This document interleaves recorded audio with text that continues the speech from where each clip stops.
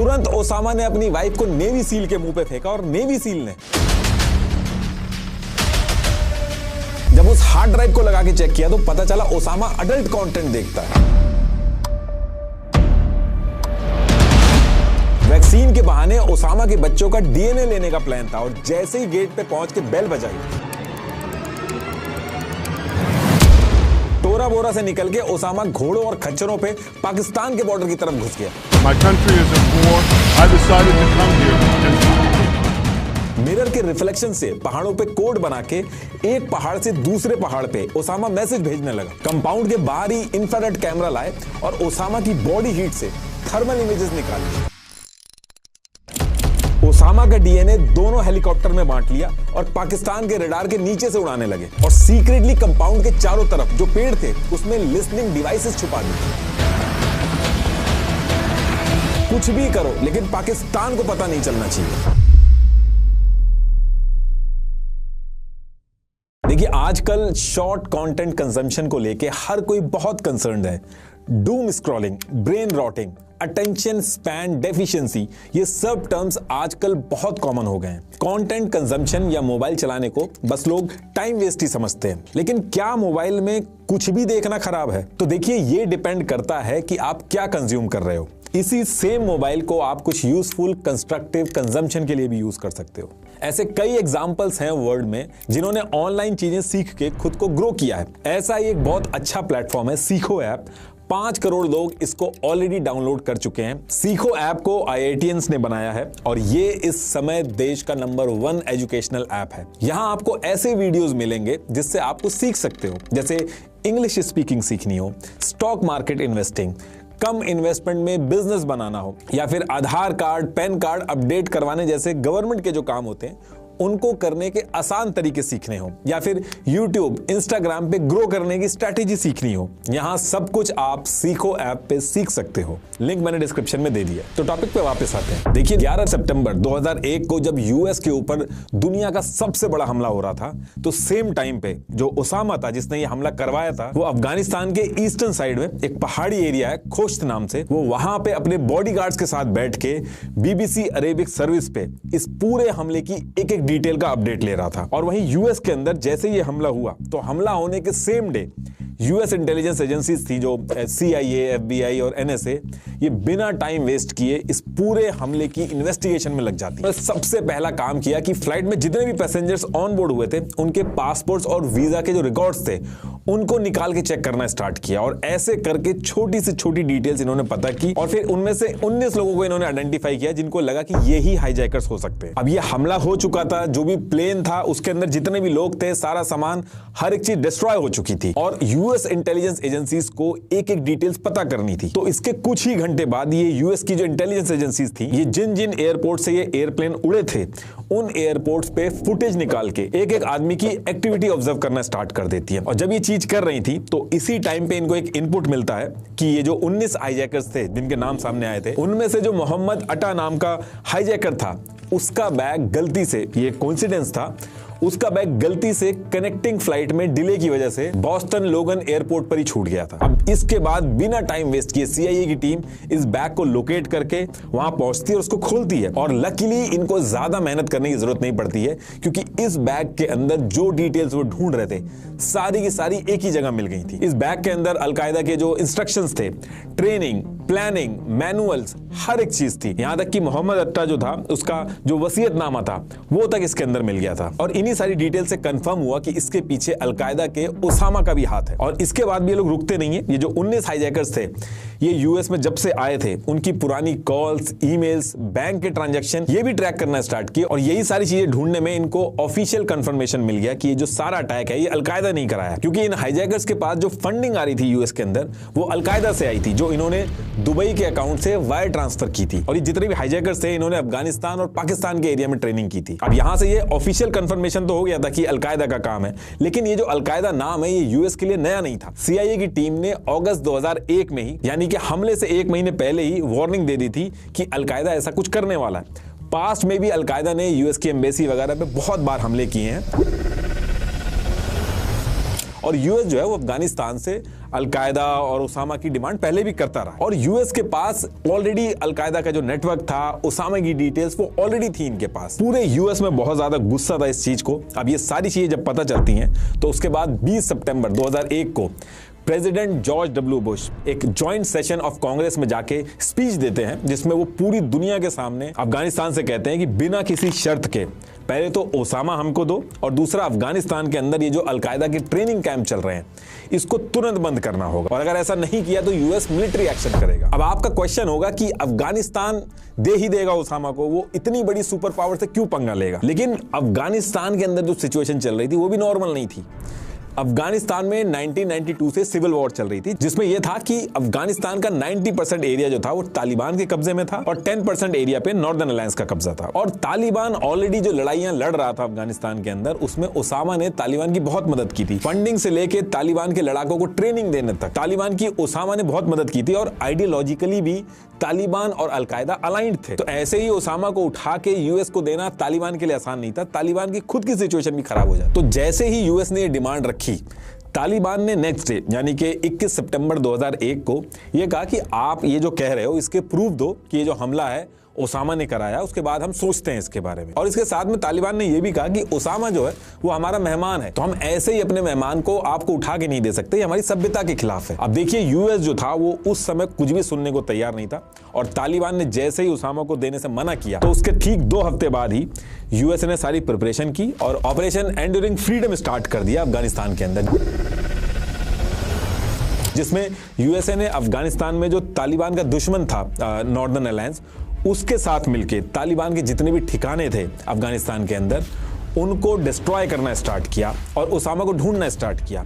बड़े से बड़े लीडर जो थे तालिबान के उनको एक एक करके मारना स्टार्ट किया और अफगानिस्तान के अंदर जो नॉर्दर्न अलायंस फोर्सेस जो यूएसए की मदद कर रही थी, इससे यूएसए को बहुत फायदा हुआ लोकेशन वगैरह फाइंड आउट करने में और इनको मारने में। अब यूएसए जो था वो तालिबान को डे बाई डे हराता जा रहा था और अफगानिस्तान के अंदर एक के बाद एक बड़े बड़े ऑपरेशन कर रहा था। अब यहां से ओसामा की जो सिचुएशन थी वो भी खराब होने लगी, ओसामा के लिए भी छुपना मुश्किल होता जा रहा था। तो ओसामा ने क्या किया, ओसामा ने अपने बॉडीगार्ड को लेके अफगानिस्तान में यहाँ पे ये टोरा बोरा की पहाड़ियां हैं, यहां पे आ गया। वो पाकिस्तान का बॉर्डर भी इसके पास में ही लगता है, यहाँ पे एकदम ये पहाड़ी एरिया है, तो ओसामा यहीं पे आके बैठ गया। अब यहाँ पहुंचने के बाद ओसामा और जो उसके जितने भी लड़ाके थे उन्होंने इलेक्ट्रॉनिक मेथड का यूज करना बिल्कुल ना के बराबर कर दिया। बस कभी कभार जब जरूरत पड़ती थी तो एक अनसिक्योर्ड रेडियो ट्रांसमिशन के थ्रू ये लोग कम्युनिकेट करते थे और क्योंकि इलेक्ट्रॉनिक मेथड यूज नहीं होता था तो यूएस की जितनी भी एडवांस टेक्नोलॉजी थी वो सारे मेथड उनके फेल होते जा रहे थे। अब इसके बाद कई दिन तक यूएस ढूंढता है और 3-4 चीजें ऐसी होती हैं यूएस के सामने जिसकी वजह से उनको पता चल जाता है कि ओसामा जो है वो टोरा बोरा में है। पहली चीज तो ये हुई कि यूएस ने जो अफगानिस्तान के अंदर अलकायदा के मेंबर्स पकड़े थे उनमें से ही एक ने बताया था कि उसने लास्ट को देखा था वो टोरा बोरा की पहाड़ियों की तरफ जाते हुए देखा था। अब इस एक क्लू के बेसिस पे टोरा बोरा पे जाके यूएसए अटैक नहीं कर सकता था, टोरा बोरा बहुत बड़ा इलाका था और पहाड़ी एरिया था। अब इसके बाद दूसरी चीज ये हुई कि यूएस की जो एजेंसी की एक स्पेसिफिक टीम थी जो अलकायदा के अनसिक्योर्ड रेडियो सिग्नल जो होते थे उनके थ्रू जो लोग आपस में कम्युनिकेट करते थे उनको बैठ के सुनती थी, तो उस कम्युनिकेशन के अंदर भी उन्होंने टोरा बोरा का नाम सुना। और इसके साथ साथ यूएसए की एक टीम थी जो अलकायदा के कम्युनिकेशन के तरीके पे स्टडी कर रही थी। उन्होंने बताया था कि अलकायदा के मेंबर पहाड़ियों में जो आपस में कम्युनिकेशन करते थे तो उसमें क्या करते थे कि मिरर के रिफ्लेक्शन से कोड में बात करते थे एक दूसरे से पहाड़ी के अंदर। तो टोरा बोरा की पहाड़ियों में भी ये रिफ्लेक्शन डेली दिखते थे इनको। और फिर एक दिन गलती से ओसामा ने अनसिक्योर्ड रेडियो सिग्नल से कहीं पे बात करी तो ओसामा की वॉइस भी पकड़ी गई उसमें। एक्चुअली एक जलाल नाम का आदमी था जो 7 साल से ओसामा की वॉइस पे स्टडी कर रहा था, तो उसने आवाज सुन के कंफर्मेशन दिया कि ये ओसामा का ही स्पीच पैटर्न और अरेबिक डायलेक्ट है। अब जैसे ही ये सारी डिटेल्स इकट्ठी होती हैं तो इसके नेक्स्ट डे सारा इंटेल यूएस के वर्जीनिया जहां सीआईए का हेडक्वार्टर है वहां पे भेजा जाता है। उन्होंने सारे इंटेलिजेंस डेटा को कलेक्ट किया और इसको एक इलेक्ट्रॉनिक बैटलफील्ड मैप में कन्वर्ट कर दिया। मतलब कि इन्होंने जितना भी इंटेलिजेंस का डेटा था उसको ऑब्जर्व करके एक मैप बना दिया उसका, और फिर उसी मैप का यूज करके यूएस की सीक्रेट डेल्टा फोर्स जिसको मेजर डेल्टन फरी लीड कर रहे थे, इन्होंने नॉर्दर्न अलायंस को अपने साथ लिया, 70 सोल्जर्स और सीआईए की टीम अपने साथ रखी और टोरा बोरा की तरफ ओसामा को पकड़ने के लिए पहुंच गए। अब जैसे ही यूएस की डेल्टा फोर्स टोरा बोरा की पहाड़ी पे पहुंची तो 3 दिसंबर 2001 से 7 दिसंबर 2001 तक यूएस की डेल्टा फोर्स ने टोरा बोरा पे नॉन स्टॉप 4 दिन तक 7 लाख पाउंड बॉम्ब्स गिराए। इतनी ज्यादा बॉम्बिंग की थी कि टोरा बोरा की पहाड़ियों में अर्थक्वेक आ गया था। Battle of Tora Bora began in Afghanistan. Operation Enduring Freedom began in October of 2001, but Osama bin Laden avoided capture as Al-Qaeda and Taliban forces fled into the rugged White Mountains. लेकिन उसके बाद भी ये नहीं पता चल पा रहा था कि ओसामा आखिर है कहां पे। अब यहां से ओसामा को समझ में आ गया था कि वो यहां पे ऐसे फंस जाएगा और यूएस की डेल्टा फोर्स जो है उसको पता है कि ओसामा यहीं पे है, तो ये वापस ऐसे नहीं जाएंगे। तो ओसामा ने एक अनसिक्योर्ड रेडियो ट्रांसमिशन के थ्रू अफगान के नॉर्दर्न अलायंस जो टोरा बोरा में यूएस के साथ ही आई हुई थी, उसके साथ इस अनसिक्योर्ड रेडियो सिग्नल के थ्रू बात स्टार्ट करी। उसने कहा कि वो सरेंडर करने को रेडी है, लेकिन वो और उसके साथी नीचे आके सरेंडर तभी कर पाएंगे जब आप लोग बॉम्ब गिराना बंद करोगे। तो कहने का मतलब है कि वो इस कॉन्वर्सेशन में एक दिन की सीज फायर की डिमांड कर रहा था कि तभी वो सरेंडर कर पाएगा। अब सीआईए की टीम को यकीन तो नहीं था, वो और श्योरिटी चाहते थे कि सच में ओसामा ऐसा करेगा कि नहीं करेगा। तो वो जो ओसामा और उसके साथियों की जो रेडियो सिग्नल के थ्रू कॉन्वर्सेशन होती थी उनको और ज्यादा सुन रहे थे, और ओसामा को पता था कि ओसामा अपने लड़ाकों के थ्रू जो भी कॉन्वर्सेशन कर रहा है इस रेडियो पे वो यूएस सुन रही है। तो उसने उस रेडियो कॉन्वर्सेशन पे जितनी भी बातें करी सब इस तरीके से करी कि सीआईए की टीम को कंफर्मेशन मिल जाए कि सच में सरेंडर करने वाले हैं। और फिर सीआईए वाले ओसामा के झांसे में आ जाते हैं और 11 दिसंबर को नॉर्दर्न अलायंस से कहते हैं कि ओसामा से बात करके डील डन कर दो, और अगले दिन यानी कि 12 दिसंबर को ओसामा जो था उसको सरेंडर करना था। लेकिन जितने टाइम बॉम्बिंग रुकी उतने टाइम ओसामा ने अपना एस्केप रूट तैयार किया और अपने बॉडीगार्ड को लेके पाकिस्तान की तरफ घोड़ों और खच्चरों पे भाग गया। और फिर इसके बाद अचानक से ओसामा की जो फैमिली थी अफगानिस्तान के अंदर वो भी गायब हो जाती है। अब वो कहां गए ये किसी को नहीं पता था। ये बहुत बड़ा मौका था जो यूएस के हाथ से निकल गया था। इसके बाद ओसामा तो यूएस के हाथ से निकल गया था, लेकिन सेम वीक में यानी कि 19 दिसंबर 2001 को सीआईए का एक अफगान इन्फॉर्मर था मुख्तार, उसके पास फिर से इंटेल आता है कि ओसामा की जो फैमिली है वो पाकिस्तान पहुंच गई है। तो इससे आइडिया लगाया गया कि अगर इसकी फैमिली पाकिस्तान पहुंच गई तो ओसामा भी पाकिस्तान में ही कहीं होगा। और फिर यूएस ने पाकिस्तान के साथ मिलकर पाकिस्तान में ओसामा को ढूंढना चालू किया, और एक्चुअल में ये इनपुट सही भी था। ओसामा पाकिस्तान का federally administered tribal area FATA जो था वहां पे चला गया था। पाकिस्तान के इस एरिया में ओसामा इसलिए गया था क्योंकि 2018 से पहले ये एरिया पाकिस्तान का एक स्पेशल सेमी ऑटोनॉमस रीजन था। यहाँ पे पाकिस्तान का मेन स्ट्रीम लीगल सिस्टम की बजाय ट्राइबल गवर्नेंस मॉडल चलता था, और ये यहाँ पे तहरीके तालिबान पाकिस्तान, हक्कानी नेटवर्क और लश्कर जंगवी LEJ जो था ये बहुत स्ट्रांग होल्ड था इनका, जिन्होंने ओसामा को यहाँ पे रखा। और इस एरिया में पहुंचने के बाद ओसामा ने अपनी पूरी स्ट्रेटजी चेंज कर दी थी। बाहर की दुनिया से किसी भी तरीके का कांटेक्ट जो था वो कट कर दिया था। यहाँ तक कि पहले जो अलकायदा के मेंबर्स और गार्ड थे उनसे जो बातें करता था, उनसे जो कम्युनिकेशन करता था, उसको भी उसने कट कर दिया था। किसी को भी नहीं पता था, यहाँ तक कि अलकायदा के मेंबर तक को नहीं पता था कि ओसामा और उसकी फैमिली कहाँ पे है। ओसामा और उसकी फैमिली जो थी वो छुपे रहते थे और बाहर की दुनिया से कॉन्टेक्ट करने के लिए डेली नीड्स, सिक्योरिटी और लॉजिस्टिक का सारा काम इब्राहिम अल कुवैती करता था। ये अलकायदा का सबसे ट्रस्टी था और रेडियो, सैटेलाइट फोन, इंटरनेट हर चीज से दूर ओसामा कम्युनिकेशन करने के लिए डेली लेटर लिखता था जो अलकायदा के पास जाते थे, और उसमें वो अपना एक कोड नेम अजमराए से साइन करता था। और इब्राहिम ओसामा का एज अ कुरियर काम करता था और जो मैसेज थे वो आगे जाके अलकायदा के जो अलग अलग नेटवर्क थे वहां तक पहुंचाता था, और वहां से डिसाइड होता था कि अलकायदा को क्या आगे करना है। इस पूरी कम्युनिकेशन की चेन में इलेक्ट्रॉनिक कुछ भी यूज नहीं होता था। बस एक एक्सेप्शन किया था इन्होंने, कुछ अगर अर्जेंट होता था तो उसके लिए इब्राहिम जीमेल लॉगिन करता था, ड्राफ्ट में मैसेज लिख देता था, और अलकायदा के मेंबर जो थे उनके पास भी सेम जीमेल का पासवर्ड होता था।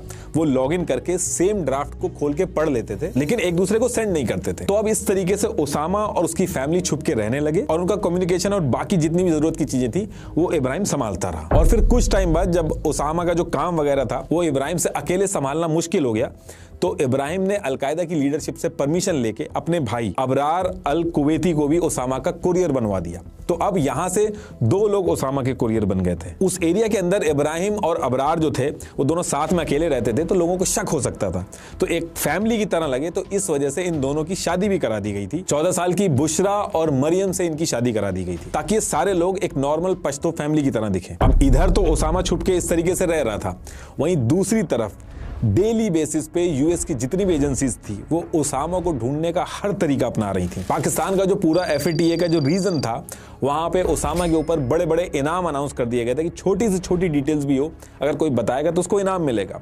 और ये चीज हर किसी तक पहुंच जाए, तो दुकानों में जो माचिस मिलती थी उसके ऊपर भी इनाम प्रिंट करा दिया गया था कि जो ओसामा के बारे में कुछ भी बताएगा उसको $5 मिलियन मिलेंगे। इसके साथ साथ CIA ने इस पूरे एरिया के अंदर कुछ प्राइवेट मोबाइल कंपनीज जैसे AT&T, स्प्रिंट, वेराइजन, इनके साथ एक सीक्रेट एग्रीमेंट भी साइन कर लिया था, जिसमें FATA के पूरे एरिया में जो भी दुकानों पे मोबाइल फोन और कंप्यूटर बिकते थे उसमें एक सीक्रेट चिप लगा के बेचने लगे थे, ताकि अलकायदा के लोग जब वो फोन खरीदे तो उनको ट्रैक कर लिया जाए, क्योंकि ऐसे और कोई क्लू नहीं मिल रहा था। लेकिन ये सारी की सारी चीजें फेल हो गई थी, क्योंकि इलेक्ट्रॉनिक मोड पूरी तरीके से ओसामा ने बंद कर रखा था। अब साल दर साल बीतते जा रहे थे और CIA की टीम के ऊपर बहुत प्रेशर था और वो लोग फ्रस्ट्रेट होते जा रहे थे। तो अब इसके कुछ टाइम बाद CIA क्या करती है, वो ट्राई करती है कि वो अपना कोई बंदा अलकायदा में प्लांट करने का सोचती है, क्योंकि उनको ये रियलाइज हो गया था तभी ओसामा के बारे में कुछ पता चल पाएगा। तो हुमाम अल बलावी उर्फ अबू दुजाना, इस नाम से एक डॉक्टर था जो अलकायदा से लिंक के चक्कर में पकड़ा गया था। तो इसको CIA पकड़ के कहती है कि तुम हमारे डबल एजेंट बन जाओ, तुम्हें बस इतना पता करना है कि ओसामा कहां है और आगे की जिंदगी पूरी की पूरी तुम्हारी फ्री हो जाएगी, तुम्हें कोई जेल नहीं होगी। और फिर इस चीज के लिए हाँ कर देता है। तो इसको एक छोटी सी ट्रेनिंग करवा के और इसके बाद न्यूज फैला दी जाती है कि बलावी जो है वो CIA के हाथों से भाग गया है। अब यहां से इसका काम था कि अलकायदा का ट्रस्ट जीत के CIA को ओसामा के बारे में कुछ भी पता चले तो CIA को बता दे। बलावी जो था वो जैसा CIA कहती थी बिल्कुल वैसा ही किया। इसने अलकायदा का ट्रस्ट जीता और छोटे मोटे इनपुट देना स्टार्ट किया। और फिर इसके कुछ टाइम बाद इसने CIA को बताया कि अलकायदा को वैसे ही डॉक्टर की जरूरत थी, उनको इसके ऊपर बहुत ट्रस्ट हो गया। अलकायदा के मास्टरमाइंड अल जवाहरी का इलाज करने का टास्क इसको दिया गया। ये सारी मेडिकल रिपोर्ट वगैरह भी भेजता है और CIA इससे बहुत ज्यादा खुश हो जाती है। और फिर इसके कुछ दिन बाद ये CIA को एक सिक्योर्ड नेटवर्क के थ्रू बताता है कि इसको ओसामा के बारे में बहुत ही इंपॉर्टेंट चीज पता चल गई है, जिससे CIA ओसामा को पकड़ लेगी। और इसके बाद ये कहता है कि मैं आपको डिटेल बता दूंगा, आप मुझे फ्री कर देना।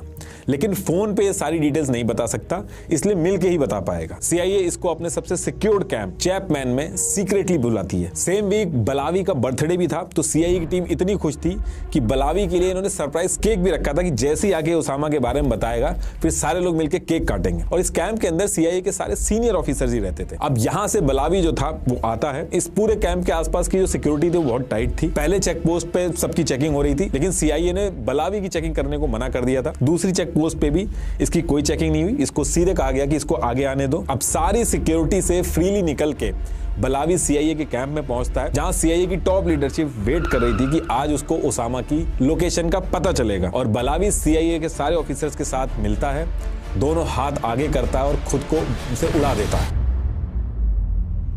बलावी जो था वो कोई इनका डबल एजेंट नहीं बना था, उसने अलकायदा के साथ प्लान बना के उल्टा इस कैंप के जितने ऑफिसर्स थे उनको मारने की प्लानिंग बनाई थी। इस एक धमाके में 7 CIA के ऑफिसर और टोटल 16 लोग मारे गए थे। CIA की हिस्ट्री में कभी ऐसा नहीं हुआ था। और ओसामा की लोकेशन मिलना तो दूर, इस पूरे प्लान की वजह से CIA की पूरी लीडरशिप उड़ गई थी। तो इस इंसिडेंट के बाद जो ओसामा को ढूंढने का जो प्रोसेस था वो भी स्लो पड़ गया। अब इसके बाद CIA की नई लीडरशिप आ गई थी। ओसामा की जो हेल्थ थी वो भी बहुत ज्यादा डाउन हो गई थी। तो अलकायदा वाले ओसामा के लिए एक सिक्योर्ड जगह ढूंढ रहे थे। और सेम टाइम पे इनको एबटाबाद में पाकिस्तान मिलिट्री एकेडमी के पास एक प्लॉट पे फॉर सेल का बोर्ड लिखा हुआ दिखता है। उन्हें लगा कि पाकिस्तान के कैंटोनमेंट का एरिया पास में ही है, ओसामा अगर यहां रहेगा तो किसी को शक नहीं होगा। तो इसके तुरंत बाद अबरार को भेजा जाता है और अबरार $50,000 कैश लेके और फेक ID के साथ ये 38,000 स्क्वायर फीट का ये जो प्लॉट था इसको खरीद लेता है। फिर इसके तुरंत बाद लोकल आर्किटेक्ट मोहम्मद यूनिस को हायर किया इन्होंने और घर बनवाना स्टार्ट कर दिया। और 1 साल के अंदर यानी कि 2006 तक घर रेडी हो जाता है। और 2006 में ओसामा, अबरार, इब्राहिम तीनों की फैमिली यहाँ पे शिफ्ट हो जाती है। घर के बाहर का सारा काम अलकायदा को लेटर वगैरह भेजना, कम्युनिकेशन वगैरह मेंटेन करना और आगे की प्लानिंग करना अबरार और इब्राहिम ही करते थे कुरियर बनके। और घर के अंदर अबरार और इब्राहिम की जो वाइफ थी वो खाना वगैरह बनाती थी और बाकी सारे काम करती थी। और ओसामा जो था पूरे टाइम इस कंपाउंड के अंदर छुप के रहता था। अब ओसामा यहाँ शिफ्ट हो गया था और अगले 5 साल तक उसकी लोकेशन का यूएस को कुछ नहीं पता चलता है। अब इसके बाद डेट आती है 27 अगस्त 2010 और इस दिन CIA को बिल्कुल आइडिया नहीं था कि इतने सालों से वो जिसको ढूंढने के लिए दिन रात एक कर रहे थे आज वो उनको धोखे से मिलने वाला है। होता क्या है कि ओसामा का सबसे ट्रस्टेड कुरियर जो था, जिसका नाम इब्राहिम था, उसको किसी काम से पेशावर सिटी में जाना पड़ता है और पूरे पेशावर सिटी के अंदर ऑलरेडी जो सिग्नल्स थे वो CIA के रडार पे थे। अब जनरली इब्राहिम पेशावर जैसे एरिया में बात करने के लिए एक सिक्योर मेथड का यूज करता था, बट उस दिन आलस के चक्कर में वो पेशावर के पब्लिक एरिया में खड़े होकर अपने पर्सनल फोन से ही अलकायदा के मेंबर से कुछ सेकंड्स के लिए बात कर लेता है। अब इब्राहिम ने ये जो एक फोन कॉल की थी, इसकी वजह से CIA तुरंत इब्राहिम की लाइव लोकेशन ट्रैक कर लेती है और जहां से खड़े होकर इब्राहिम ने फोन मिलाया था वहां पहुंच जाती है। और पहुंचने के बाद वो इब्राहिम को पकड़ती नहीं है, बल्कि ट्राई करती है कि इब्राहिम का पीछा करके इसकी और जो लोकेशंस है उनका भी पता किया जा सके। अब इसके बाद इब्राहिम अपनी व्हाइट सुजुकी पोर्टोवर जीप, जिसके पीछे वाले स्पेयर टायर पे राइनो बना हुआ था, उसमें बैठ के चलने लगता है और इधर से CIA के एजेंट जो थे वो इसका पीछा करना स्टार्ट करते हैं। काफी देर तक CIA जो थी वो इब्राहिम की गाड़ी का पीछा करती है और फिर थोड़ी देर बाद इब्राहिम जो था वो अपनी गाड़ी को एबटाबाद में एक बिलाल टाउन है वहां की तरफ मोड़ लेता है और वहां थोड़ी दूर जाने के बाद वहां पे एक बहुत बड़ा कंपाउंड था, उसके अंदर इब्राहिम अपनी जीप लेके घुस जाता है। अब CIA की जो टीम थी वो बाहर खड़ी थी, वो रुक के डिस्कशन करना स्टार्ट कर देती कि आगे क्या किया जाए। मेनली ये लोग सोच रहे थे कि डायरेक्ट अंदर जाने की बजाय कुछ दिन तक इसी कंपाउंड को ट्रैक किया जाए कि इब्राहिम यहां से निकल के कहां जाता है और उसकी मदद से ये शायद ओसामा तक पहुंच सके। अब जब ये CIA के लोग आपस में डिस्कशन कर रहे थे तो इनका ध्यान इब्राहिम जिस कंपाउंड में घुसा था उस पर पड़ा और उस कंपाउंड को जब इन्होंने ध्यान से देखा तो वो कंपाउंड जो था इनको थोड़ा सा अजीब लगा। करीब 38,000 स्क्वायर फीट में ये पूरा कंपाउंड बना था, लेकिन इतने बड़े कंपाउंड में सिर्फ एक ही मेन एंट्री थी और दीवारें जो थी इसकी 18 फीट की ऊंची बाउंड्री बना रखी थी चारों तरफ और उन बाउंड्रीज के ऊपर भी बार्ब वायर लगा रखी थी। और ऊपर वाले फ्लोर को ये लोग देख के और ज्यादा सरप्राइज हुए, विंडोज नहीं थी और जो बैल्कनी थी उसमें 7 फीट की बाउंड्री करवा रखी थी। जनरली अगर आप बैल्कनी देखेंगे तो उसमें इतनी ऊंची बाउंड्री कोई नहीं लगवाता है। तो ये सारी चीजें देख के इनको डाउट होता है कि इब्राहिम के लिए इतना सारा अरेंजमेंट नहीं किया गया होगा, जरूर इब्राहिम के साथ इसमें कोई हाई वैल्यू टारगेट हो सकता है जो ओसामा तक पहुंचा दे। क्योंकि इस बात से ये लोग श्योर थे कि ओसामा इस कंपाउंड में नहीं होगा, क्योंकि वहीं थोड़ी दूर पे पाकिस्तानी मिलिट्री एकेडमी भी थी। ओसामा इतना बड़ा रिस्क नहीं लेगा कि पाकिस्तान मिलिट्री एकेडमी के पास ही घर बना के रहने लगे। इनको लगता था कि ये कहीं गुफा वगैरह या फिर पहाड़ों के बीच में होगा। अब इसके अगले दिन फिर से इस कंपाउंड के पास ये लोग पहुंचते हैं। ये लोग कंपाउंड के अंदर जो एक्टिविटीज होती हैं उनको ऑब्जर्व करना स्टार्ट करते हैं और जब और डिटेल्स इस कंपाउंड के बारे में पता चलती है तो और ज्यादा सरप्राइज हो जाते हैं लोग। इनको पता चला कि पिछले 5 साल से इस कंपाउंड के अंदर जो लोग रह रहे हैं वो आसपास के जो घर हैं, जो लोग हैं, उनसे किसी से भी मतलब ही नहीं रखते थे और उस टाइम पे घरों के अंदर वायर्ड फोन लाइंस होती थी। तो इस कंपाउंड के अंदर कोई फोन लाइन नहीं थी, इंटरनेट टेक्नोलॉजी किसी भी चीज का ये लोग यूज नहीं कर रहे थे। ये पूरा मिलिट्री एरिया था, उसके बाद भी यहाँ पे कोई सर्वेलांस कैमरा वगैरह कुछ भी नहीं लगा हुआ था इस एरिया में। और आसपास के लोग और बच्चों से इन्होंने इनडायरेक्टली कुछ बातें पता करने की कोशिश की तो इनको लोगों ने बताया कि बहुत ही पैसे वाले हैं। एक बार क्रिकेट खेलते हुए बच्चों की बॉल चली गई थी कंपाउंड के अंदर, तो इन्होंने बॉल वापस नहीं करी बल्कि उसकी जगह जितने की बॉल थी उसका 10 गुना पैसा इनको दे दिया। अब CIA के एजेंट ये सारी डिटेल्स लेके इनके जो डायरेक्टर थे उस टाइम पे लियोन पुनीटा, उनको ये ईमेल लिखते हैं। उस ईमेल का टाइटल था closing in on Osama bin Laden's courier. Mainly इस पूरे ईमेल में इन्होंने ये लिखा था कि ये जो कंपाउंड है ये नॉर्मल नहीं है, हमें लग रहा है कि ये भी हो सकता है इसके अंदर ओसामा हो। अब जब ये ईमेल मिलता है लियोन पनेटा को, वो तुरंत एक प्रेजेंटेशन बनाते हैं और इस प्रेजेंटेशन को बनाने के बाद ये सीधे प्रेसिडेंट बराक ओबामा के पास पहुंचते हैं कि देखिए ऐसे एक कंपाउंड मिला है जो कि पाकिस्तान के अंदर है, टीम को लग रहा है कि इसके अंदर ओसामा हो सकता है और इसके लिए हमें बिना पाकिस्तान को बताए पूरे कंपाउंड की एक इन्वेस्टिगेशन स्टार्ट करनी होगी। तो इस पे ओबामा कहते हैं कि भले ये कंपाउंड पाकिस्तान के अंदर है, आप बिना पाकिस्तान को कुछ बताए अपना काम स्टार्ट कर दो। अब जैसे ही व्हाइट हाउस से गो अहेड मिलता है तो सितंबर 2010 का स्टार्टिंग ही था, ये लोग इस कंपाउंड के बारे में पता करने में लग जाते हैं और ये सारे लोगों ने मिलकर एक कॉमन डॉक्यूमेंट बना लिया था जिसका नाम था एनाटॉमी ऑफ अ लीड। इसमें जो जो डिटेल्स इस कंपाउंड से रिलेटेड मिलती थी इसमें ये लोग ऐड कर देते थे, चाहे वो कितनी ही छोटी क्यों ना हो। अब जब ये लोग इस कंपाउंड को ट्रैक कर रहे थे तो इसी बीच में इनको पता चलता है कि बीच बीच में इस कंपाउंड में जो औरतें रहती हैं वो एक फोन का यूज करके कभी कभी बात करती हैं और उस बात करने के दौरान ये झूठ बोलती हैं कि ये कुवैत में है, जबकि ये थी पाकिस्तान के एबटाबाद के उसी कंपाउंड के अंदर। कई दिनों तक ये बेसिक इंफॉर्मेशन जो है दूर से रह के इस कंपाउंड को ऑब्जर्व करके इकट्ठा करते हैं और नवंबर 2010 में CIA की टीम जो थी, जो US के अंदर बैठी थी, वो ओबामा के पास पहुंचती है कि इस कंपाउंड में ओसामा के होने के बहुत स्ट्रॉन्ग चांसेस है, हमें जरूर इस कंपाउंड के ऊपर कोई एक्शन करना चाहिए, बहुत ज्यादा चांसेस हैं कि ओसामा इसके अंदर मिल जाएगा। अब ओबामा ये सारी डिटेल सुनने के बाद पूछते हैं कि आप ये जो स्ट्रॉन्ग फीलिंग कह रहे हो ये कितनी स्ट्रॉन्ग है, आप परसेंटेज में बताओ।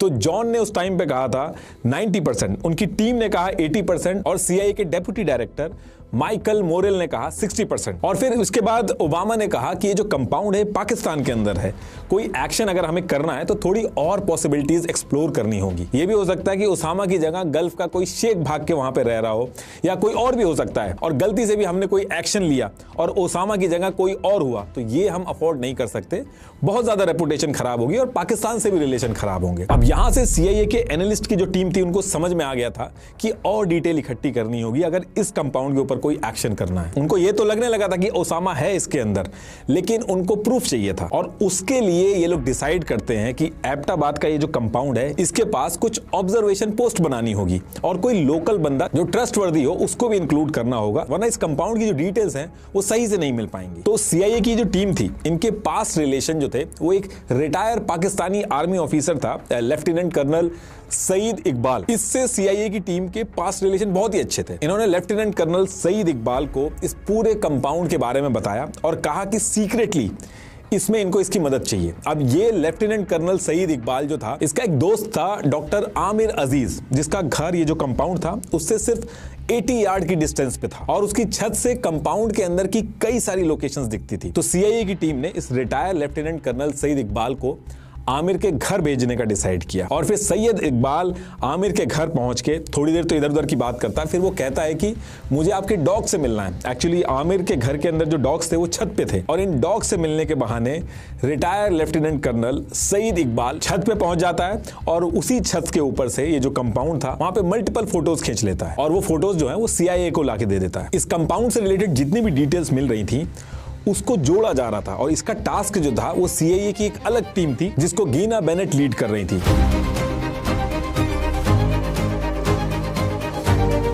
ये जो टीम थी इसका काम था इस पूरे कंपाउंड का एक्चुअल लेआउट बनाना, जितनी भी छोटी छोटी डिटेल्स मिल रही हैं उसको कलेक्ट करके। और फिर सेम वीक में इन्होंने इस कंपाउंड से 1 माइल की दूरी पे एक ऑफिस भी रेंट पे लिया और इस ऑफिस को सीआईए का कैंप बना दिया। सारी की सारी जो मीटिंग्स होती थी वो इसी ऑफिस में होती थी जो सीआईए के कैंप की तरह एक्ट करता था। इस पूरे एरिया में ये जो कंपाउंड जहां पे था वहां पे जब ये सीआईए के एनालिस्ट जाते थे तो आवाज ज्यादा ना हो इसके लिए इन्होंने उस टाइम पे लेक्सस कोच कार चलती थी उसको लिया था और उसमें बैठ के लोग जाते थे और मुआयना करते थे पूरे एरिया का। सीआईए के एनालिस्ट की जो पूरी टीम थी 1 सेकंड के लिए भी इस पूरे कंपाउंड को अपनी मॉनिटरिंग से दूर नहीं करती थी। इस कंपाउंड को ट्रैक करने के लिए इन्होंने इंफ्रारेड कैमरा और नाइट विजन कैमरास लगाए थे ताकि ह्यूमन हीट से थर्मल इमेजेस इकट्ठी करी जा सके और नाइट विजन कैमरा से रात में सारी मूवमेंट ट्रैक करते थे और एक रिपोर्ट बनाते थे। इनको एक एक चीज पता चल गई थी कि ये जितने भी लोग हैं कितने बजे खाते हैं, कितने बजे सोते हैं और कितने बजे घूमने आते हैं। कंपाउंड के आसपास जितने भी पॉपुलर ट्रीज थे सब में लिस्निंग डिवाइस तक लगा दिए गए थे ताकि गलती से कोई भी बात हो तो वो सुनाई दे। अब इसके बाद दिसंबर 2010 स्टार्ट हो गया था और अभी तक इन्होंने जितनी भी डिटेल्स इकट्ठी की थी उससे इन्हें इतना पता चल गया था कि इस कंपाउंड के अंदर 20 से 22 लोग रहते हैं, जिसमें इनको तो लग रहा था कि ओसामा है और ओसामा की 3 वाइफ और बच्चे इकबाल और अबरार जो हैं उसकी फैमिली इसके अंदर रह रही है। और इसके साथ साथ इन्हें यह भी पता चला था कि इस कंपाउंड के अंदर से रोज एक आदमी हैंड रिटन नोट्स भेजता है जो इब्राहिम एज अ कोरियर बन के आगे पहुंचाता है और इस तरीके से पूरे अलकायदा के अंदर जितने भी लड़ाके वगैरह थे उनको मैसेज मिलता था और आगे की प्लानिंग डिसाइड होती थी। सीआईए की टीम बहुत ज्यादा श्योर थी कि इस तरीके के मैसेज कंपाउंड के अंदर से बैठ के ओसामा ही भेज सकता है, लेकिन उनके पास कोई प्रूफ नहीं था। सीआईए की टीम दिन रात बस वो एक प्रूफ ढूंढने में लगी थी जिसको ढूंढ के यूएसए भेजा जा सके और तब जाके इस कंपाउंड के ऊपर कोई एक्शन प्लान किया जाए और ओसामा को पकड़ा जाए। अब इसके बाद दिसंबर के लास्ट वीक आते आते सीआईए की टीम जो मॉनिटरिंग कर रही थी उन्होंने डेली बेसिस पे एक एक्टिविटी नोटिस की। इस कंपाउंड के अंदर जो सबसे ऊपर वाला फ्लोर है इसमें एक लंबा आदमी बैल्कनी में आता है और तेज वॉक करता है कुछ देर के लिए और फिर अंदर चला जाता है और शेड्स वगैरह लगा के बालकनी में ऐसे अरेंजमेंट किए गए थे जिससे उस लंबे आदमी का चेहरा नहीं दिखता था, बस वॉल के ऊपर उस आदमी की शेडो दिखती थी। और ओसामा की जो हाइट थी वो भी 6 फुट 4 इंच थी। तो सिर्फ उस परछाई के बेसिस पे सीआईए की टीम ने वॉल और परछाई यानी कि शेडो जो थी उसका रेशियो निकाल के एक रिपोर्ट बनवाई, लेकिन उस रिपोर्ट में भी एग्जैक्ट हाइट नहीं आ पाई, एक रेंज आई। उस रिपोर्ट में यह आया कि जो आदमी वॉक करता है उसकी हाइट 5 फुट 5 इंच से लेके 6 फुट 8 इंच तक हो सकती है। तो ये रेंज बहुत लंबी निकलती है, तो इससे भी ये किसी कंक्लूजन पे नहीं पहुंच पाते हैं। लेकिन सीआईए की सारी टीम एक कंक्लूजन पे पहुंच गई थी कि जो लंबा आदमी है जो इस कंपाउंड में रोज आता है बालकनी में घूमता है ये इस पूरे कंपाउंड का हेड है, क्योंकि ये अकेला आदमी था उस 20 से 25 लोगों में जो आसपास लोग काम कर रहे थे, उनकी कभी भी मदद नहीं करता था। तो इससे CIA की टीम को यह पता चल गया था कि यही मेन आदमी है और यही ओसामा भी हो सकता है जो टॉप फ्लोर पे रह रहा है। अब इसके बाद CIA की टीम आपस में मिलकर डिसाइड करती है कि अगर जमीन के अंदर खुदाई करके अगर इस कंपाउंड के सीवेज का एक्सेस मिल जाए तो ह्यूमन वेस्ट से DNA मिल जाएगा और फिर श्योरिटी मिल जाएगी कि ओसामा इस कंपाउंड के अंदर है कि नहीं। ओसामा के जो फादर थे उन्होंने 22 शादियां की थी और ये 56 भाई बहन थे। तो CIA की टीम के पास ऑलरेडी ओसामा की जो फैमिली थी उसका DNA था और ये जो प्लान था सीवेज तक पहुंचने का, इसको ये लोग कई दिन तक बढ़ाते भी हैं और फिर लास्ट में ये इस कंक्लूजन पे पहुंचते हैं कि जमीन के अंदर इतनी ज्यादा खुदाई और मूवमेंट होगी तो कंपाउंड के अंदर जो लोग रह रहे हैं उनको शक हो जाएगा और 10 साल बाद ओसामा को ये जो पकड़ने का एक लौता मौका मिला है, ये हाथ से निकल जाने का डर है। तो ये प्लान तो ये ड्रॉप कर देते हैं, लेकिन इसके बाद CIA की टीम एक नई चीज करती है। होता क्या है कि पाकिस्तान के अंदर एक लोकल डॉक्टर था जिसका नाम था शकील अफरीदी। अब इस डॉक्टर के पास CIA की एक सीक्रेट ऑपरेटिव थी केट, इनके पास जाती हैं और कहती हैं कि ये सेव द चाइल्ड नाम से एक NGO चलाती हैं जिसमें जितने भी गरीब बच्चे हैं उनकी मदद की जाती है। और फिर वो डॉक्टर अफरीदी के सामने एक प्रपोजल रखती हैं कि एबटाबाद जो है, यहाँ पे बच्चों को पैसे की कमी की वजह से हेपेटाइटिस B की वैक्सीन जो है वो नहीं लग पा रही है और इनका NGO जो है वो इस एरिया के गरीब बच्चों के लिए हेपेटाइटिस B की वैक्सीनेशन की कैंपेन चलाना चाहता है। एक्चुअली CIA जो था उनका प्लान ये था कि वैक्सीन लगाने के बहाने इस कंपाउंड के अंदर जाएंगे, इनके बच्चों को उसी बहाने DNA मिल जाएगा और इससे पता चल जाएगा कि ओसामा अंदर है कि नहीं। शुरू में तो डॉक्टर अफरीदी जो है वो इतना इंटरेस्ट नहीं दिखाते हैं, लेकिन ये जो CIA की सीक्रेट ऑपरेटिव थी केट, ये अपने कलीग सू से डॉक्टर अफरीदी को मिलवाती है और सू क्या करती हैं, डॉक्टर अफरीदी के पर्सनल अकाउंट में $55,000 ट्रांसफर कर देती हैं। अब पैसा मिलने के बाद अफरीदी बिना अपना दिमाग लगाए वैक्सीनेशन का काम स्टार्ट कर देते हैं। अफरीदी को बिल्कुल आइडिया नहीं था कि वो अपनी जिंदगी की सबसे बड़ी गलती करने जा रहे हैं। अफरीदी ने बिना कुछ सोचे वहीं पास में एक आयूब मेडिकल कॉलेज था, वहां से नर्सेज और हेल्थ केयर वर्कर्स को रिक्रूट किया और नवा शहर से लेके बिलाल टाउन तक के एरिया में वैक्सीनेशन ड्राइव स्टार्ट कर दी। हर जगह पे पोस्टर लगा दिए कि बहुत ही अच्छी क्वालिटी की एमसन वैक्सीन लगाई जाएगी इस एरिया के अंदर बच्चों को। अब वैक्सीन की ड्राइव स्टार्ट होती है और डॉक्टर अफरीदी अपनी टीम के साथ उसी कंपाउंड के पास पहुंचते हैं जिसका इंतजार CA वाले बहुत दिनों से कर रहे थे। और पहुंचने के बाद डॉक्टर अफरीदी जैसी बेल वगैरह बजाते हैं, इब्राहिम निकल के आता है और इन सबको भगा देता है। सू और केट जो है उनके कहने पे लोग फोन से भी कई बार ट्राई करते हैं इधर उधर से नंबर निकाल के, लेकिन वहां पे भी बात नहीं बनती है और CIA का ये जो प्लान था वो भी फेल हो जाता है। अब डॉक्टर अफरीदी ने पैसों के चक्कर में ड्राइव तो कर दी थी, लेकिन उनको पता नहीं था कि इसके पीछे USA उनसे क्या करवा रहा था और इस एक गलती की वजह से डॉक्टर अफरीदी को 33 साल की सजा हुई। आज की डेट में भी ये जेल में पाकिस्तान से गद्दारी करने के नाम पे। अब ये प्लान फेल होने के बाद CIA जो था वो और चीजें एक्सप्लोर करने लगती है ताकि और डिटेल्स मिल सके। वहीं दूसरी तरफ इस कंपाउंड के अंदर एक अलग ही कहानी चल रही थी। कंपाउंड के अंदर इब्राहिम और अबरार ये जो थे, ये पिछले कई सालों से छुपते छुपाते इस कंपाउंड के अंदर डेली एक्टिविटी करते करते थक चुके थे। इनकी हेल्थ बहुत डाउन हो गई थी। इब्राहिम को कैंसर हो गया था और एकदम वीक हो चुका था इब्राहिम, और अबरार जो था उसकी डिप्रेशन की दवाइयां चल रही थी। और ये वैक्सीन वाला जो इंसिडेंट हुआ था इसके कुछ ही दिन बाद इब्राहिम और अबरार जो थे वो ओसामा के पास जाते हैं और उनको बोलते हैं कि हम ऐसे भाग भाग के थक गए और अब इस कंपाउंड में वो रह नहीं पाएंगे। तो ओसामा इनकी बात समझ जाता है और वो कहता है कि इसी साल 11 सितंबर 2011 को जो हमने हमला किया था USA के ऊपर, उसकी 10th एनिवर्सरी है। तो इस डेट तक रुक जाते हैं और उसके बाद तुम लोग जेदा में रिटायरमेंट हाउस खरीद लेना और मैं भी यहां से निकल जाऊंगा और इस कंपाउंड को बेच देंगे। तो कहने का मतलब है कि अब कुछ ही महीने बचे थे ओसामा के इस कंपाउंड को छोड़ के जाने के लिए, और CIA अगर अब और डिले करता तो ओसामा शायद फिर से कई सालों तक इनके हाथ नहीं आता। और ये जो चीज थी इसके बारे में CIA वालों को भी रियलाइजेशन हो गया था कि ज्यादा दिन तक अगर वेट करेंगे तो ओसामा यहां से निकल जाएगा। तो इस पर्टिकुलर टाइम तक एक चीज और हो गई थी कि जितनी भी डिटेल्स मिली थी उन सब का यूज करके और सैटेलाइट इमेजेस वगैरह जो थी, बाकी टेक्नोलॉजीज का यूज करके CIA एनालिस्ट गीना बेनेट जो थी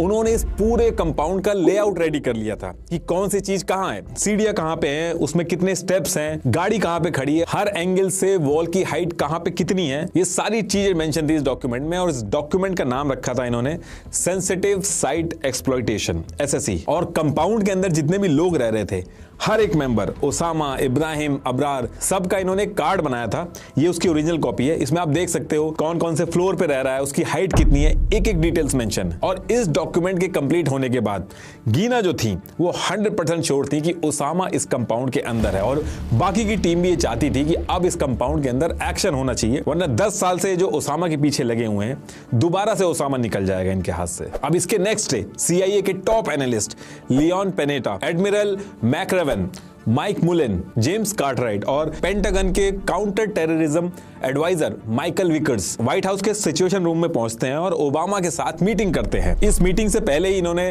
नेशनल जियोस्पेशियल इंटेलिजेंस एजेंसीज की हेल्प से पूरे कंपाउंड का एक मॉडल बना लिया था, जिसमें फ्लोर बाय फ्लोर एक एक चीज मेंशन थी, जैसे कंपाउंड में एक्चुअल में थी। और इसी मीटिंग के अंदर ये सारे लोग मिलकर कंफर्म करते हैं कि अब एक्शन करना होगा, और ओबामा जो थे वो भी इस चीज के लिए एग्री कर जाते हैं। ये पूरी टीम जो थी ये ओबामा के सामने सबसे पहला ऑप्शन रखती है कि हम बाय एयर पाकिस्तान के एयर स्पेस में घुसेंगे और इस पूरे कंपाउंड के ऊपर B-2 बॉम्बर से स्ट्राइक कर देंगे। जितना बड़ा ये कंपाउंड है, टोटल 24 बम लगेंगे और किसी भी यूएस के कमांडो को लेके जान का रिस्क नहीं होगा। लेकिन ये जो ऑप्शन इन्होंने बताया था, इसमें इन्होंने दिक्कतें भी बताई कि इस पूरे एरिया में एक बड़ा डिस्ट्रक्शन होगा, जिससे सिविलियंस जो हैं उनकी भी जान जा सकती है।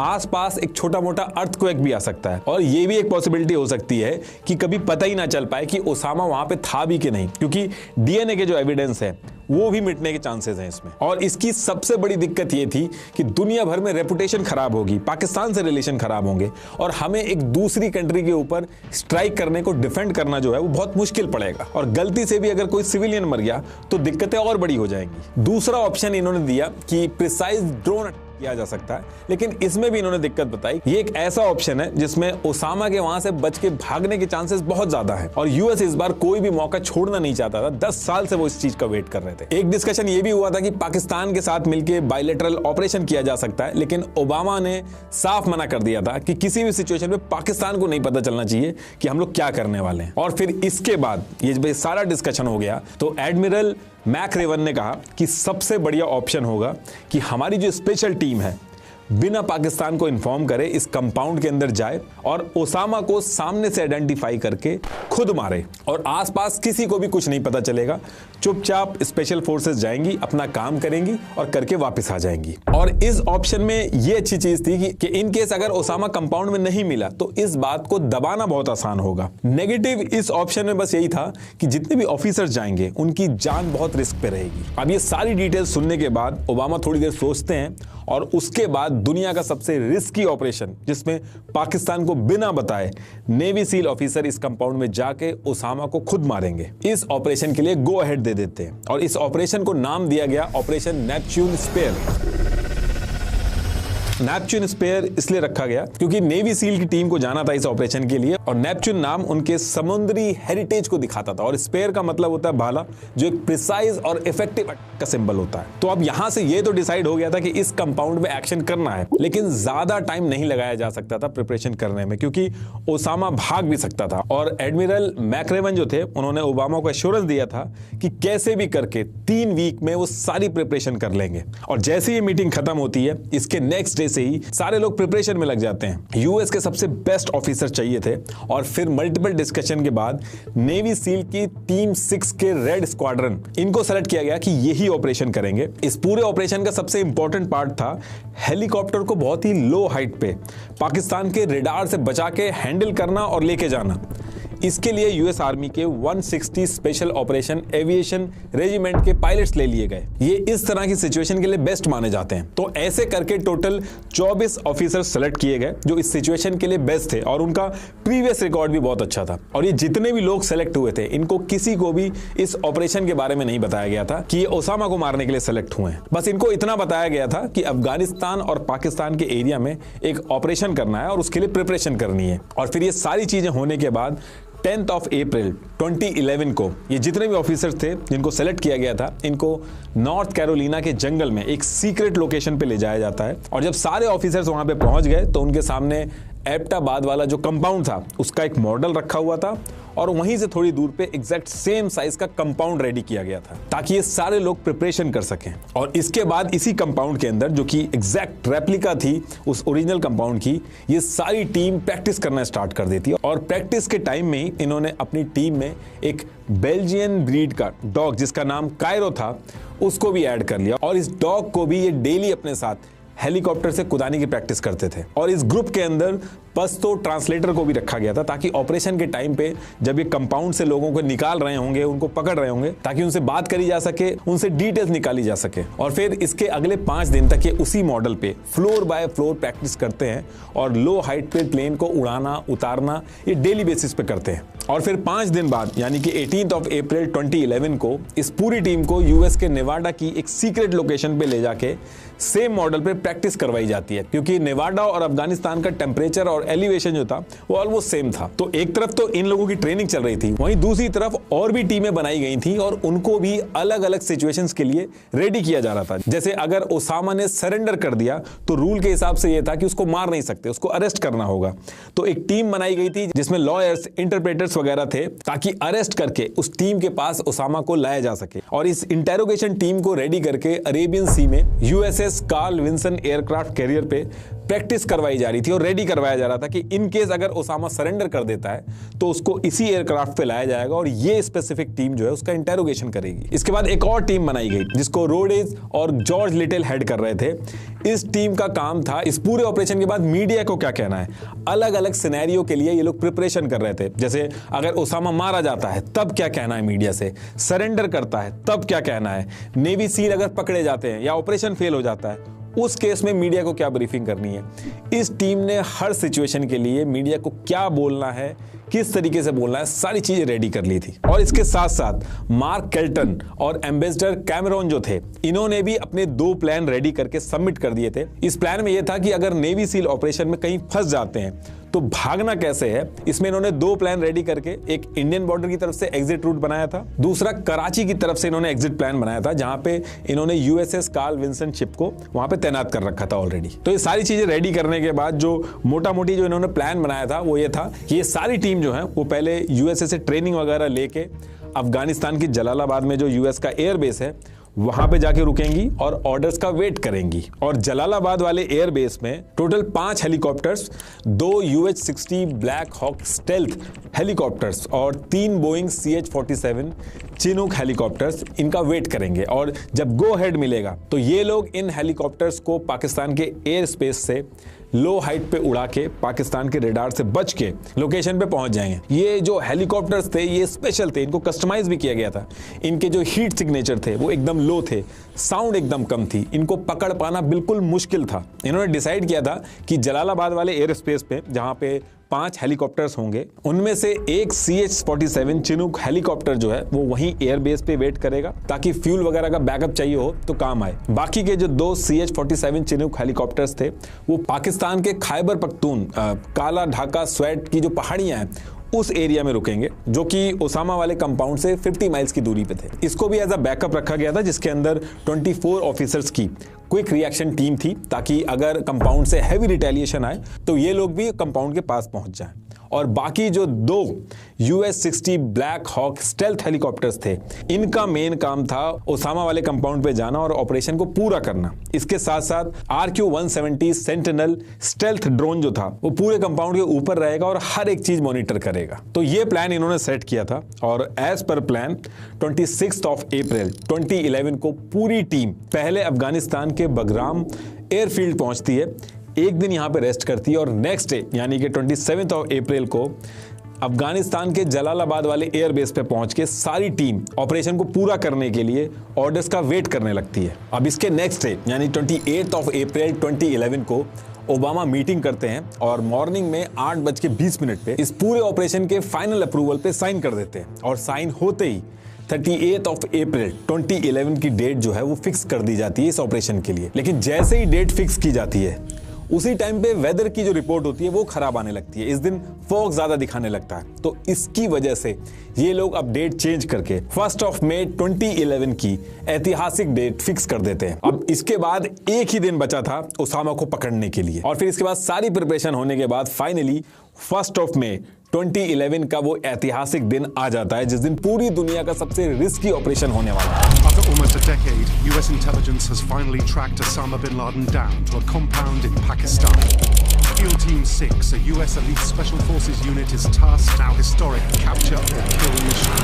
यूएस और अफगानिस्तान का टाइम जोन अलग था, तो इनके टाइम में डिफरेंस था। यूएस में टाइम हो रहा था दिन के 1:22 ईस्टर्न टाइम, और अफगानिस्तान में रात के 11 बजने वाले थे। और इसी स्पेसिफिक टाइम पे पनेटा और मैकरेवन इस ऑपरेशन को स्टार्ट कर देते हैं। यूएसए के टाइम के हिसाब से करीब 2 बजे इस टाइम पे ओबामा जो थे वो गोल्फ खेल के व्हाइट हाउस के सिचुएशन रूम में आके बैठ जाते हैं और हर चीज का अपडेट लेना स्टार्ट कर देते हैं। और वहीं दूसरी तरफ अफगानिस्तान में रात के 11:30 बज चुके थे, और ओसामा रात में खाना खाने के बाद अपनी वाइफ और बच्चों के साथ ऊपर वाले फ्लोर पे सोने चला जाता है। ओसामा को बिल्कुल आइडिया नहीं था कि अगले कुछ घंटों में इनके साथ क्या होने वाला है। अब इसके बाद अफगानिस्तान का जो जलालाबाद वाला एयरबेस था, जहां इतने टाइम से टीम वेट कर रही थी, तो एज पर प्लान 5 हेलीकॉप्टर में से एक हेलीकॉप्टर जो था CH-47 चिनूक हेलीकॉप्टर, वो एज अ बैकअप वहीं रुक जाता है। बाकी के जो 4 हेलीकॉप्टर थे, 2 चिनूक और 2 ब्लैक हॉक्स, ये रडार से बच के पाकिस्तान के स्वैट वैली की तरफ उड़ना स्टार्ट कर देते हैं और 15 मिनट के अंदर ही पाकिस्तान के एयर स्पेस में एंट्री कर देते हैं। और जैसी एंट्री होती है ये बिल्कुल लो हाइट पे उड़ना स्टार्ट कर देते हैं, और पाकिस्तान का रडार था वो इनको नहीं पकड़ पाता है। अब इसके बाद ये चारों हेलीकॉप्टर करीब 12 बजे स्वात वैली पहुंचते हैं, और यहाँ पे 4 में से 2 चिनूक, जिसमें क्विक रिएक्शन टीम थी, वो वहीं पाकिस्तान के काला डाका स्वात में पहाड़ियों में रुक के वेट करते हैं as a backup. Commander admiral William McRaven Afghanistan के जलालाबाद में बैठ के व्हाइट हाउस के सिचुएशन रूम में एक एक चीज का अपडेट दे रहे थे, और ऑफिसर्स और ड्रोन जो थे उसमें कैमरे लगे हुए थे, तो कैमरे की वजह से सिचुएशन रूम के अंदर ओबामा और उनकी जो टीम थी वो लाइव देख रही थी। ये है वो फेमस इमेज, आप नोटिस करोगे ओबामा गोल्फ के कपड़ों में बैठे हैं यहाँ पे। अब इसके बाद रात में स्वैट वैली से 2 ब्लैक हॉक्स हेलीकॉप्टर्स ओसामा के कंपाउंड में ऑपरेशन करने के लिए निकलते हैं, और 30 मिनट के अंदर यानी 12:30 के अंदर ये दोनों हेलीकॉप्टर ओसामा के कंपाउंड में पहुंच जाते हैं। ये जो आप देख रहे हैं ये उस पूरे कंपाउंड का लेआउट है, ये मेन गेट है, ये यहाँ पे ये लोग गार्बेज वगैरह जलाते थे, इस साइड इन्होंने सब्जी उगाई थी। ये इधर से मेन कंपाउंड में घुसने से पहले एक रूम पड़ता है, यहाँ पे इब्राहिम और उसकी फैमिली सो रही थी, और इधर ये जो मेन कंपाउंड था इसके ग्राउंड फ्लोर पे अबरार और उसकी फैमिली सो रही थी। फर्स्ट फ्लोर पे ओसामा का बेटा खालिद था, और इसके ऊपर वाले फ्लोर पे ओसामा अपनी वाइफ और बच्चों के साथ सो रहा था। अब पहला ब्लैक हॉक हेलीकॉप्टर जो था इसमें 12 नेवी सील कमांडर्स थे, इस टीम का नाम था चॉक 1, और दूसरा ब्लैक हॉक हेलीकॉप्टर जो था इसमें भी 12 नेवी सील्स थे, इनके साथ एक डॉग और एक ट्रांसलेटर भी था, इनकी टीम का नाम था चॉक 2। अब इसके बाद चॉक 2 वाला जो हेलीकॉप्टर था वो हवा में ही रहता है, और इसमें से एक नेवी सील ऑफिसर डॉग के साथ उतरता है, और उतर के ये इस तरफ कंपाउंड के मेन गेट पे जाके गार्ड करता है, ताकि कोई भी बाहर से आए या कोई भागने की कोशिश करे तो उसको संभाला जा सके। और इसके बाद 3 और नेवी सील ऑफिसर रोड पे उतरते हैं, और वहीं रोड पे उतर के वेट करने लगते हैं। और फिर इसके बाद बाकी नेवी सील ऑफिसर जो थे वो भी उतरते हैं, और रोड की साइड वाली वॉल से कूद के ओसामा वाला जो मेन कंपाउंड था उसकी तरफ बढ़ते हैं, और पहुंचते ही ये पूरे कंपाउंड की लाइट बंद कर देते हैं, ताकि कंपाउंड के अंदर जितने भी लोग हैं उनको मूवमेंट करने में दिक्कत हो और कुछ भी दिखे नहीं। बाकी इस ऑपरेशन के अंदर बाकी जितने भी नेवी सील्स ऑफिसर थे उन्होंने नाइट विजन ग्लासेस पहन रखे थे, उनको साफ दिख रहा था। अब इसके बाद दूसरा हेलीकॉप्टर जो था वो इस साइड से उतरना स्टार्ट करता है, लेकिन वो अपने ही बनाए हुए डाउनवर्ड एयर फ्लो में फंस जाता है, जिसकी वजह से सेटलिंग विद पावर नाम का एक एरोडायनेमिक फिनोमेना हो गया था, और हेलीकॉप्टर ने अपना पूरा कंट्रोल खो दिया था, वो अनस्टेबल हो गया था। ट्रेनिंग के टाइम पे इन्होंने जो कंपाउंड बनाया था उसकी जो वॉल थी वो छोटी हाइट की थी, और उसमें चेन लिंक फेंसिंग थी, जबकि जो ओरिजिनल कंपाउंड था उसकी हाइट भी ज्यादा थी और वो कंक्रीट की बनी हुई थी। तो हेलीकॉप्टर के ब्लेड उसमें लगते हैं और हेलीकॉप्टर अनस्टेबल हो जाता है, लेकिन फिर भी पायलट ने दिमाग लगा के हेलीकॉप्टर को नोज पे लैंड करवा दिया। इससे बाकी जो नेवी सील्स ऑफिसर्स थे वो सेफली बाहर निकल जाते हैं, लेकिन हेलीकॉप्टर की टेल दीवार से बाहर लग के टूट जाती है।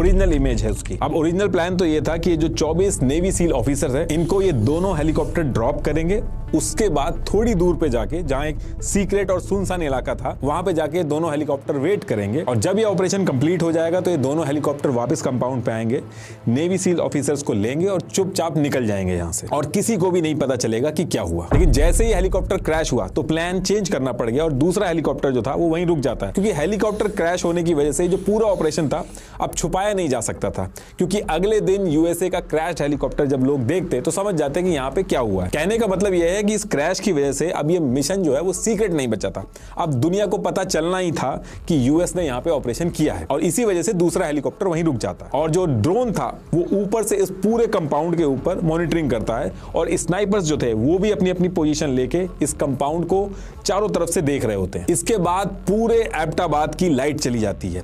ये भी सीआईए के प्लान का एक हिस्सा था, ताकि ज्यादा विजिबिलिटी ना हो और लोगों को ज्यादा पता ना चले। लेकिन एक शोएब अतर नाम का आदमी जो कंप्यूटर पे काम कर रहा था, उसने उस टाइम अपने ट्विटर हैंडल रियली वर्चुअल से ट्वीट किया, helicopter hovering over Abbottabad region at 1 AM is a rare event. अब इसके बाद ये जो टीम थी इस तरफ से घुसती है और C4 एक्सप्लोसिव का यूज करके गेट तोड़ती है, फिर इस साइड जाती है। इसमें इब्राहिम और उसकी फैमिली थी और इन्होंने रूम अंदर से बंद कर रखा था, और सील टीम के मैथ्यू जो थे वो इस रूम के पास गए तो बंद रूम के अंदर से ही इब्राहिम ने गोलियां चला दी। इधर से नेवी सील भी गोली चलाते हैं और इब्राहिम मारा जाता है, और फिर जब इब्राहिम मर जाता है तो गेट खोल के इब्राहिम की वाइफ निकलती है, क्योंकि उसको डर था कि बच्चों को कहीं गोली ना लग जाए। बच्चे जो थे इन्होंने बोरियों के पीछे छुपा रखे थे। मैथ्यू अपनी टीम के साथ इन लोगों को वहीं सरेंडर कराता है, बच्चों को भी वहीं रोकता है। उसके बाद अपनी टीम के साथ मेन कंपाउंड की तरफ बढ़ता है और C4 एक्सप्लोसिव का यूज करके दूसरा गेट भी तोड़ते हैं। अब जब ये मेन कंपाउंड की तरफ बढ़ते हैं वहां पे ओनील की टीम ट्रांसलेटर के साथ मेन कंपाउंड की तरफ ऑलरेडी बढ़ रही थी। इस टाइम पे हेलीकॉप्टर पूरे कंपाउंड के चक्कर लगा रहा था, और ओसामा की दिक्कत ये थी कि ऊपर वाले फ्लोर पे खिड़की नहीं थी, तो वो चाह के भी नीचे क्या चल रहा है उसको कुछ भी नहीं पता चल पा रहा था। अब इसके बाद यहां से नेवी सील जो थी वो ग्राउंड फ्लोर पे पहुंचती है। यहां पर अबरार, उसकी वाइफ और 3 बच्चे होते हैं, और यहां से ट्रांसलेटर जो था वो अबरार को उसी की लैंग्वेज में आवाज मारता है, और फिर जैसे ही अबरार दिखता है अबरार को ये लोग गोली मार देते हैं। उसकी वाइफ को भी एक गोली लगती है, और सारे बच्चे और जितनी फीमेल थी कंपाउंड को उन सबको ये इकट्ठा करके एक जगह कर दे रहे थे। अब इसके बाद नेवी सील की टीम फर्स्ट फ्लोर पे पहुंचती है, जहां पे ओसामा का बेटा खालिद था। ओसामा के बेटे ने AK-47 से अंधाधुंध फायरिंग करी, लेकिन नेवी सील ने उसको भी एलिमिनेट कर दिया, और अभी भी पूरी टीम ओसामा को ही ढूंढ रही थी। इसके बाद ओनील अपनी पूरी टीम के साथ ऊपर वाले फ्लोर पे जाते हैं। अब जब ओनील की टीम ऊपर फ्लोर पे पहुंचती है तो नाइट विजन में इनको एक लंबा आदमी दिखता है, जो कि ओसामा ही होता है। ओसामा की वाइफ अमाल जो थी वो ओसामा को बचाने के लिए उसके सामने आके खड़ी हो जाती है, और उसके थोड़ी देर बाद ही ओसामा अपनी वाइफ को सील टीम के ऊपर ढकेल देता है। और शुरू में तो सील टीम एकदम पीछे की तरफ भाग जाती है, क्योंकि उनको शक होता है कि कहीं अमाल जो है उसने की जैकेट ना पहन रखी हो, पर ऐसा होता नहीं है। और फिर जब वो चेक कर लेते हैं तो ओनील अपनी टीम के साथ अमाल के घुटने में गोली मारता है, और फिर 1:10 पे ओसामा के फोरहेड पे लेफ्ट आंख के ऊपर 2 गोली मारी जाती है। अब यहां से ओसामा मर तो गया था, लेकिन अभी भी सील टीम जो थी उसको कंफर्म नहीं पता था कि जो मारा गया आदमी है वो ओसामा ही है कि नहीं। नेवी सील ऑफिसर बीसन नेट ने बेड से एक चादर उठाई और ओसामा के मुंह को भी साफ किया, फोटो भी खींची और आगे भेजी। 15 मिनट तक यही सब चलता रहा, और ये कंफर्म करते रहे कि जो मारा गया आदमी है वो ओसामा है कि नहीं। इन्होंने ओसामा की हाइट भी नापने की कोशिश की, लेकिन मेजरिंग टेप जो था उसको लाना भूल गए थे। इसके बाद जो ट्रांसलेटर था वो ओसामा की बेटी सुमैयान और मरियम से पूछा कि ये आदमी कौन है, तो मरियम तो झूठ बोल देती है, वो कहती है कि अब्दुल्ला बिन मोहम्मद है ये, लेकिन सुमैया जो थी वो सच बोल देती है कि उसका फादर ओसामा है। और फिर डबल कंफर्म करने के लिए तीसरी बेटी जो 11 साल की थी सैफिया, इससे भी पूछा जाता है, ये भी कहती है कि ओसामा है। और फिर ओसामा की दूसरी वाइफ खैरिया जो थी उससे पूछा जाता है, तो वो भी ये कहती है कि ये जो आदमी मारा गया ये ओसामा ही है। और तब जाके जो नेवी सील की टीम थी उनको कंफर्म होता है कि उन्होंने ओसामा को मार दिया। और फिर इसके बाद ये अफगानिस्तान में बैठे मैकरेवन को सैटेलाइट फोन से कॉल करके बोलते हैं जेरोनिमो इकिया। जेरोनिमो CIA की टीम ने ओसामा का निकनेम रखा था, और इकिया का मतलब enemy killed in action. Same चीज व्हाइट हाउस में भी बता दी जाती है। और इसके बाद CH-47 चिनूक हेलीकॉप्टर जो था, जो एज अ बैकअप था, वो भी कंपाउंड के पास पहुंच जाता है। और इसके तुरंत बाद ये लोग कंपाउंड की जितनी भी औरतें और बच्चे थे सबको ये जो सब्जी वाला एरिया था वहां पे इकट्ठा करके खड़ा कर देते हैं। ओसामा के रूम से जितनी भी हार्ड ड्राइव थी, सेल फोन थे, पेपर्स, कैमरा, DVD, सब ये लोग इकट्ठा कर लेते हैं। और जो प्लेन क्रैश हुआ था उसको सील टीम से उड़ा देती है, बस उसका जो टेल वाला पार्ट था वो रह जाता है। जब वो उड़ा रही होती है इस प्लेन को तब भी बहुत तेज आवाज होती है। और शोएब अतर जिसने पहले भी ट्वीट किया था उसने इस धमाके के बारे में भी ट्वीट किया था आवाज सुनते ही। और फिर इसके बाद 2:26 पे दोनों हेलीकॉप्टर अलग अलग रूट पकड़ के पाकिस्तान से निकल गए ताकि इन्हें ट्रैक ना किया जा सके। और ओसामा की बॉडी के सैंपल जो थे इन्होंने दोनों हेलीकॉप्टर में अलग अलग बांट लिए थे ताकि अगर इनके ऊपर कोई अटैक हो या क्रैश हो तो दोनों में से एटलीस्ट एक सैंपल बचा रहे। इस पूरे ऑपरेशन को कंप्लीट करने में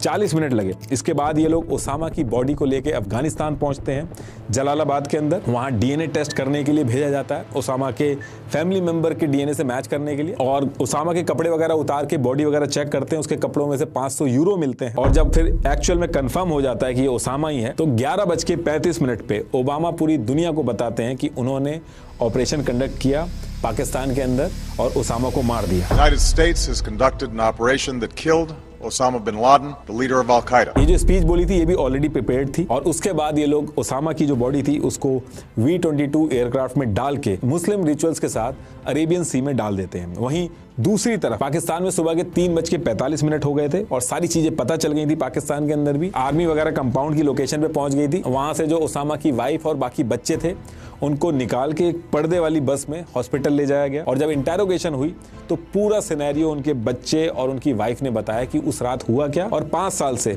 कैसे वो यहाँ पे रुके हुए थे। ओसामा के रूम से जो फाइल मिली थी उसको जब CIA ने पब्लिक किया तो उसमें ओसामा ने अपने से रिलेटेड डॉक्यूमेंट्री वगैरह मंगा के देखी थी। तो वो कौन सी डॉक्यूमेंट्री थी वो आउट किया था। उसमें ओसामा जो एडल्ट कंटेंट देखता था वो भी था, बच्चों के गेम्स थे, जर्नल्स थे कि आगे अलकायदा को क्या क्या करना है और कैसे करना है वो सब भी थे। तो इस तरीके से ओसामा पकड़ा गया। और ये जब ऑपरेशन खत्म हुआ तो सील टीम को बहुत अप्रिसिएशन मिला। लेकिन इस पूरे ऑपरेशन को सक्सेसफुली तो सील टीम ने कर लिया था, लेकिन ये लोग मेजरिंग टेप ले जाना भूल गए थे। तो ओबामा ने मजाक उड़ाते हुए सील टीम को एक मेजरिंग टेप भी गिफ्ट दिया था। और फिर इस तरीके से यूएस ने दुनिया के मोस्ट वांटेड आदमी को 10 साल लगा के पकड़ा। अपने व्यूअर्स के लिए मैंने सीखो ऐप पर एक शो लॉन्च किया है जहां मैं एक एक्सक्लूसिव क्रिएटर हूं जिसमें मैं डिस्कस करूंगा वो बातें जो आपको एक एस्टैब्लिश यूट्यूबर बनाने में हेल्प कर सकती है। आज रात 9 बजे इस शो का पहला एपिसोड कैसे अपने चैनल की निश सेलेक्ट करें लाइव होगा। हर हफ्ते एक नया वीडियो आपको देखने को मिलेगा। तो सीखो ऐप डाउनलोड करके ये शो जरूर देखिएगा। लिंक मैंने डिस्क्रिप्शन में दे दिया।